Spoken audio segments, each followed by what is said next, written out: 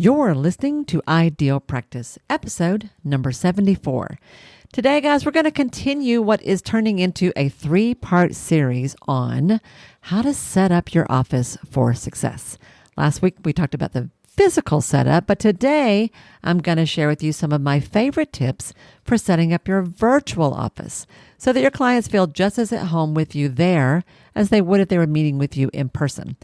And as a little bonus, I'm going to share with you specifics about some of the tools, some of the equipment, some of the specific physical setup that I use that has made all the difference in my own work. And y'all, there are days when I am on Zoom all day long, and it's fine. It works. This is going to be really helpful for you. So stay tuned.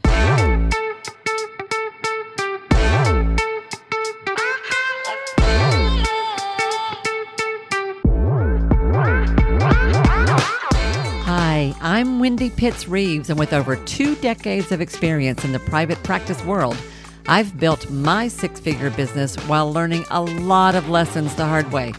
This is the first podcast that shows you how to apply the principles of energy, alignment, and strategy to build a practice that is profit-centered, but people-forward.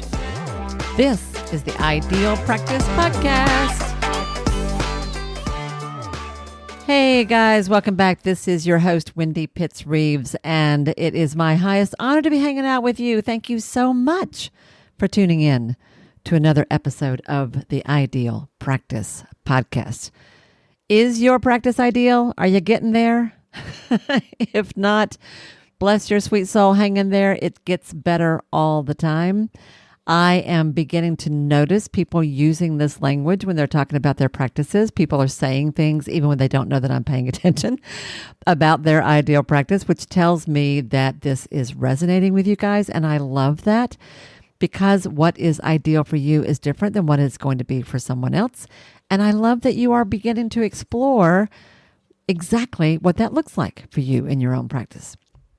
And I want to help you with that. So let's talk about what we got going on. So this week, as you are hearing this, I'm actually on vacation, coming to you through the magic of the computer. Yes, I am. So at the time I'm recording this, I am in that kind of crazy phase right before you go on vacation. But by the time you hear this, I expect to be in a beautiful, beautiful place, somewhere wandering around in the Pacific Northwest. Yes, I do. That's where I expect to be. It's going to be good. I'm really looking forward to it. And when I get back, of course, I'm going to tell you about it. Of course I am. Y'all know how I feel about vacations. We talked about that in episode whatever. I don't remember. I'll have to go back and find that. But by golly, we're going to be having a good time. And that's good. So I'm excited about that. But I am excited at the moment about telling you about what I got to share with you today. And let's start by talking about where we were a few years ago. We all found ourselves, did we not, in the middle of kind of a crazy time just a few short years ago. It was March of 2020 when I had a full day of in-person clients at my physical office in town. Saw people all day long, got to the end of like an 8 or 10 hour day. I've forgotten how long it was, but in my very last session that day, my 5 o'clock, I still remember who I was with. I will never forget this. I started coughing during that session. Now we get colds, right? I've had bronchitis a couple of times over the years, so I didn't think too much about it, except that this was right when we were all first beginning to hear about this new virus that was beginning to get around. And I went home that night and I thought, I don't know what this is, but I cannot take a chance if there's any possibility that that's what this is. This was in the very early days of the pandemic.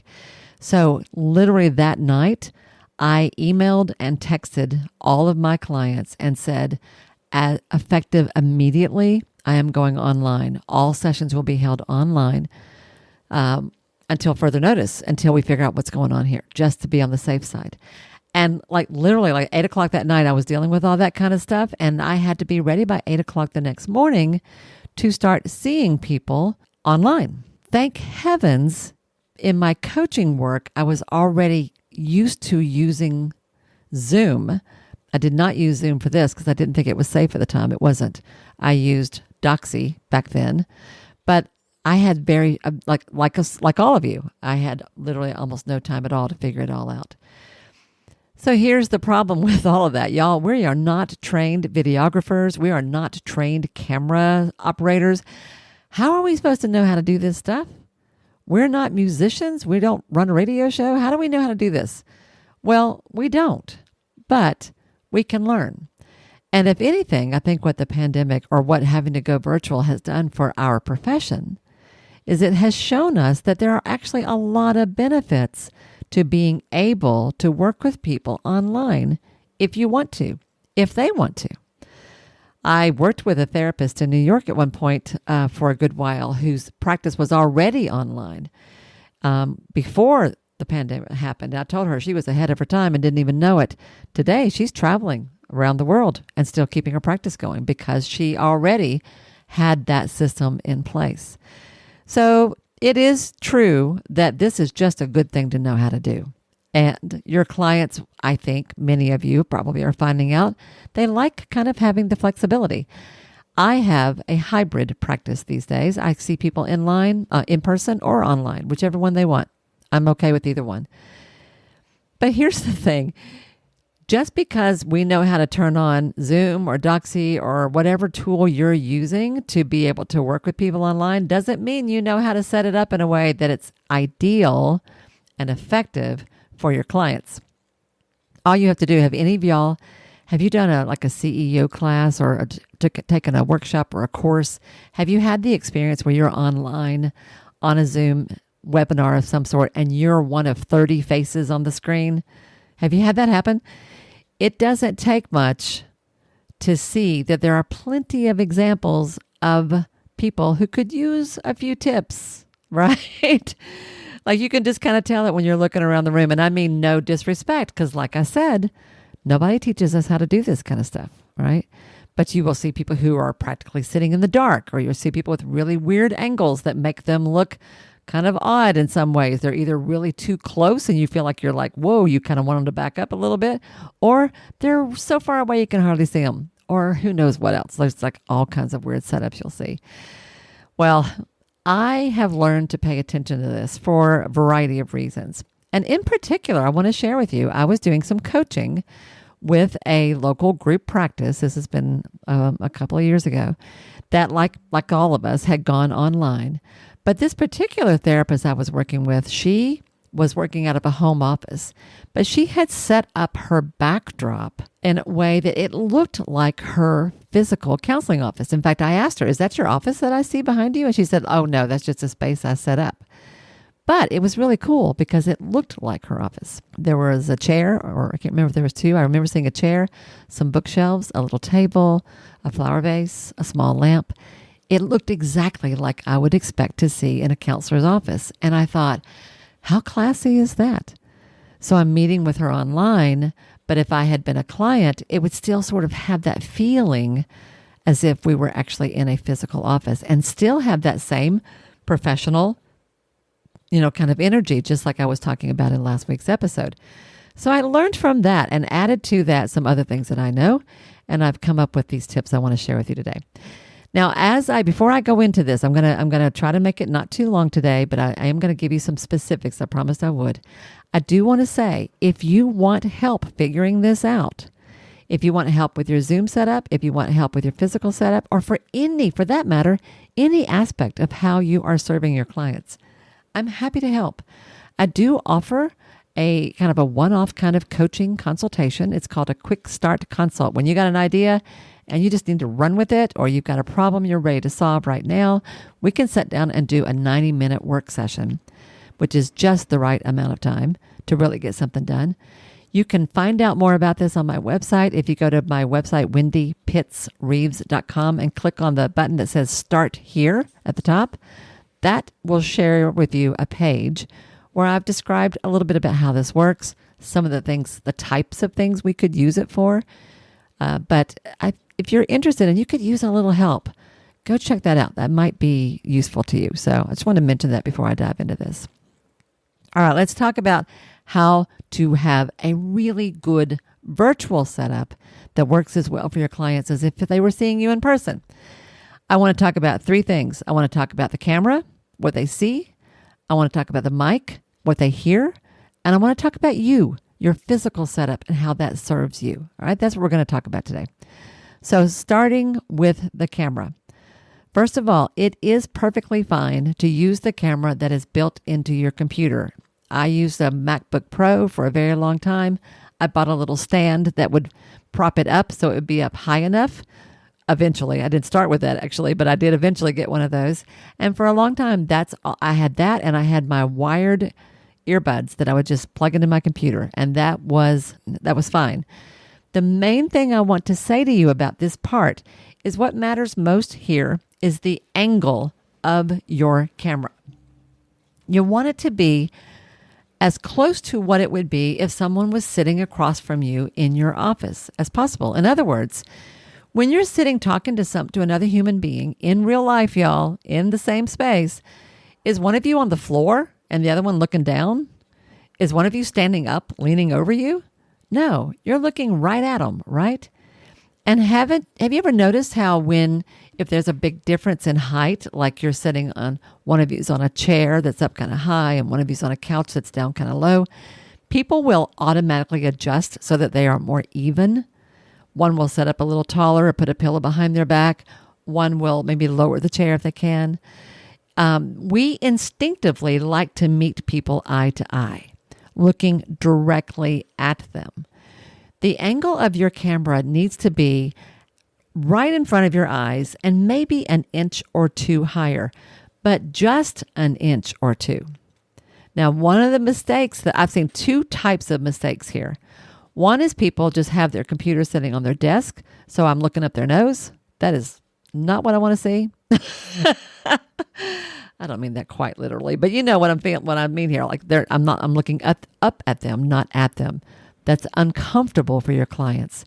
The other extreme, though, that I'm beginning to notice is people have caught on that looking up is a little bit better, but they're going overboard in that direction. So I feel like I'm at the top of your ceiling looking down at you. I don't want to be there either. So your ideal camera angle is literally maybe an inch above right in front of you, just barely up. It should not even really look like it is up to the other person. And you cannot tell what it looks like by looking at your screen. You have to look at the camera. But if you want to know what it looks like, record yourself looking at the camera, not at your screen. And then go back and look at it and see, does it look like you're looking into my eyes? Right directly, evenly, person to person? If it does, you've got it just right. So that is the number one thing that I think is most important right off the bat. And you do not need fancy equipment for that. You just need to raise your laptop or your computer up. You can sit it on a stack of books if you have to. Do what you got to do, but get it up there. The second piece, besides the angle, is the lighting that you use. Now, some of the best lighting you can have is to be next to a window indirectly, where you're like looking at the window, but the camera's looking at you. Your face will, that's plenty. If you're that actually will work really, really well.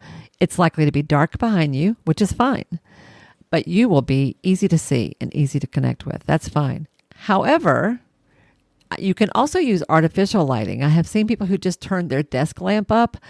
A lot of people are buying ring lights. I have to tell you, I'm not a fan of ring lights. I know they were kind of all the thing for a while there.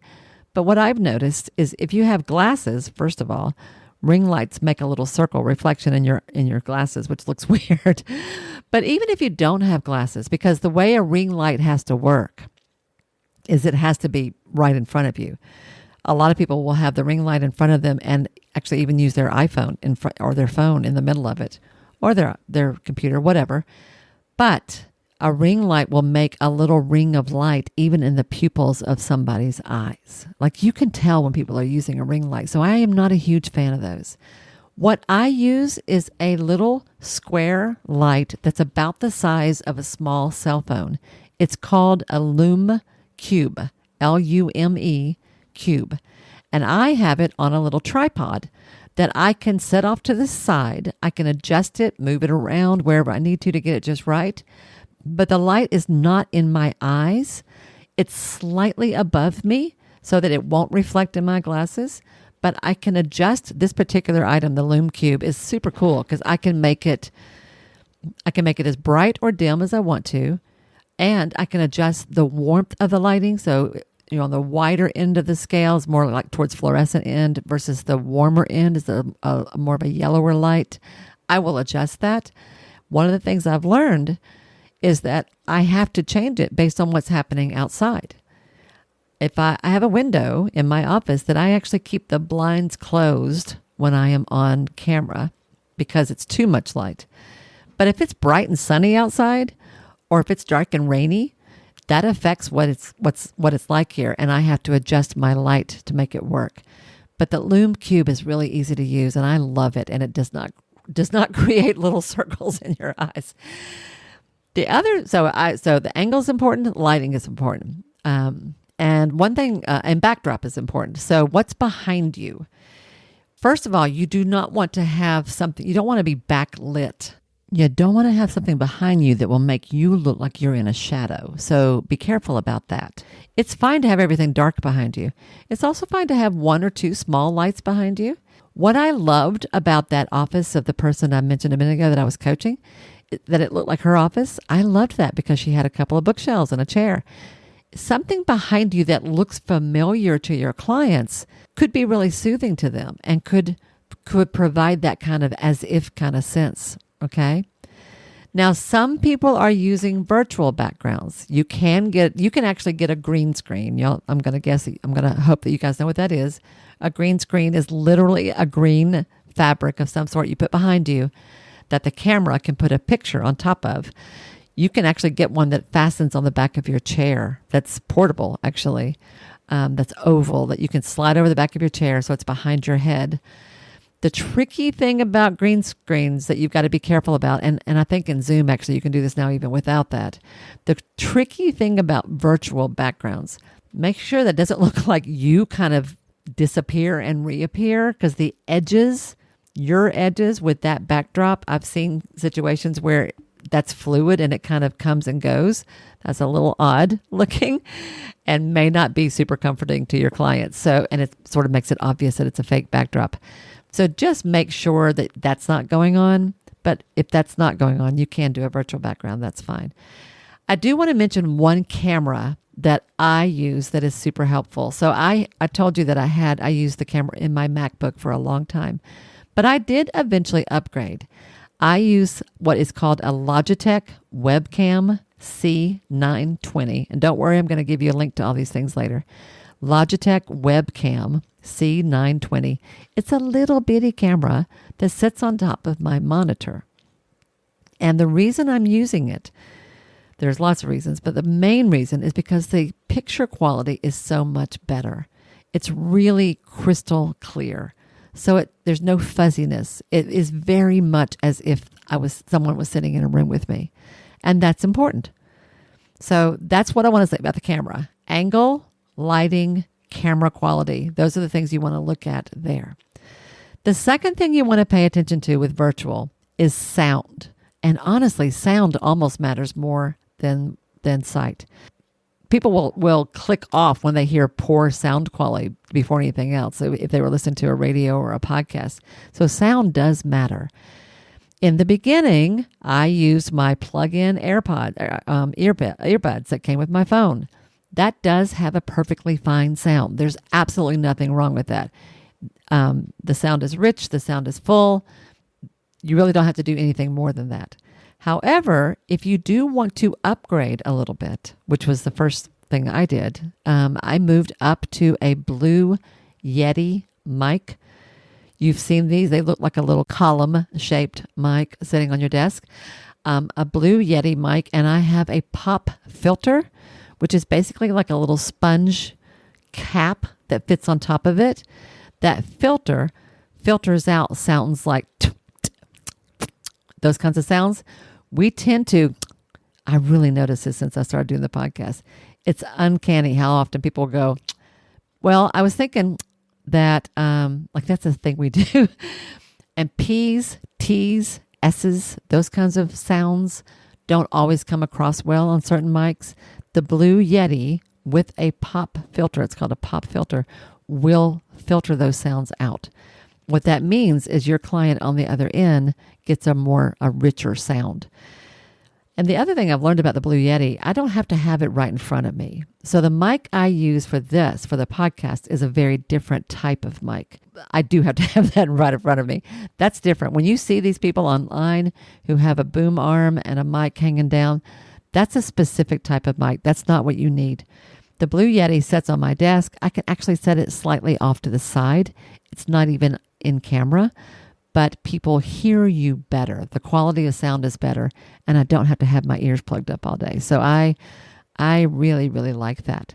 So that's sight and sound, two very important things. And then the last thing I want to say about this is your physical setup. If you're going to be sitting at your desk all day long, leaning forward, which we tend to do, talking to people on a camera, you need to be really comfortable. So the obvious things kind of go without saying, like making sure that your desk is at the right height and that you've got a really good chair that supports your back. If you need to put a pillow behind you, do that. Take care of those things. But a couple of other things that I have found is that I, at some point, upgraded again, and I shifted from, instead of just using my MacBook, I got a 24-inch monitor, which I was a little bit worried about because I thought, is that going to be too big? Is it going to be like sitting up close to the TV? But what I did was I got that bigger monitor, which I can push further away from me, but it's big, so I can see people really well. I can catch every little, the little glance, the little look on someone's face. I don't miss a thing now. And with the C920 webcam on top, they can see me easily. But I can push the whole thing further back. And I have a wireless keyboard and a wireless trackpad. I don't really like using a mouse. That's not a long time ago, I switched to using a trackpad. Whichever one you want to do, having a wireless keyboard and a wireless mouse or trackpad means that I can adjust my physical space so that I can scoot back, and I can even move those things out of the way if I just want to take notes while I'm talking to somebody. I love that, actually. And then to add a couple of little extra touches, I got a leather pad. It is real leather, actually. But I was just thinking, is this real? Yeah, it's real. I got a leather pad, kind of a mat, a writing mat, that is 31 inches wide by about 15 inches deep, which fits my physical space just right. And what that does is it gives me a non-slip surface that kind of captures all the stuff. I have a place to set my coffee cup. I have a place to set my notes. It's contained. It protects the desktop, which I really like. It looks nice to me personally, and it feels better to my hands. So having a little desk mat with this equipment is really cool. I also have a little wooden shelf that is meant to be a monitor shelf. So when I got the monitor, knowing that I needed it to be up higher, I got this little shelf thinking I would put the monitor on top of it. Well, it turns out I didn't have to do that because the monitor that I use came with its own little stand and the height was just right. So I didn't need to do that. But I kept that little shelf, and it's become a place I can put my phone, a little clock, maybe some extra notes that I might need in front of me, something like that. It's become like an extra layer in front of me. So I have literally a camera on top of a monitor in front of a little wooden rise shelf in front of my keyboard and all that kind of stuff on this little mat. And so what did I do with the computer? Let's talk about that. The computer, my MacBook, stands in a little stand up on its side. It's closed. It looks like it's closed and put away. It's in a little stand off to the side. I have it connected to it's kind of like a hub. It's called a dock. Everything clicks into one place. So the light, the monitor, the camera, my MacBook, all of that plugs into this dock that is like a little box in the middle that is the connecting tool for all of it. And on the front of this dock, I have a place where I can plug in my Blue Yeti mic when I'm using it. I have a place where I can plug in my headphones if I want to. I have a place where I can charge something if I want to. It's really, really handy. Now, this took me a little thinking to understand it, to put it together. I remember I had to buy some kind of an extra connector to make the Mac work. I'm sorry, I don't remember what that was, but I did have to do that. But when it was all said and done, I have a camera that is just slightly above eye level. I have a screen that's way back from me, so it's not hurting my eyes. I have a light that is off to the side that is totally adjustable. I have a mic that picks up really good sound. And I have a physical setup that I can sit in that doesn't wear me out. So it's easy on the eyes, easy on the back, easy on everybody. And my clients and I feel like we're just hanging out together. So I wanted to share all that with you because I want you to be as intentional about this as you do everything else. And to put it in perspective, just to tell you, so when I told you about going home overnight and having to go virtual like right away, in the beginning, I was using my daughter's old bedroom. She's grown and gone at this point, but I was using her bedroom at my home office. I had horribly ugly carpet. I'm happy to say that's long gone, but at that point I still had it. And I had to move my office home. So yeah, I had a lot of mess, y'all, at that point. I couldn't let people see all that. That's the exact opposite of what I'm aiming for. So I bought a room screen that was basically like a series of shutters that stood up and were linked together, and I could fold it and unfold it. I put that behind my desk that hid the rest of the room. That worked for a while. So at that point, here's what I had. I had my MacBook. I did not have the little stand at that point. I had an Amazon box under my chair, under my desk, that was just the right height. When I was going to do a session, I would get that Amazon box out. I would set it on my desk. I put a towel on top of it so things didn't slide. I put my MacBook on top of it. I plugged my earpods in. And by golly, I was ready to go. And I was by the window, so I had that light. That was my original setup. I go back and look at it now, and I'm like, whew, it was functional. It was not ideal. But that was a place to start. Let me just say things are a lot better today. So you don't have to have a lot of fancy stuff. The most important thing is good sound, the right angle, and good lighting. If you have those things, everything else is fine.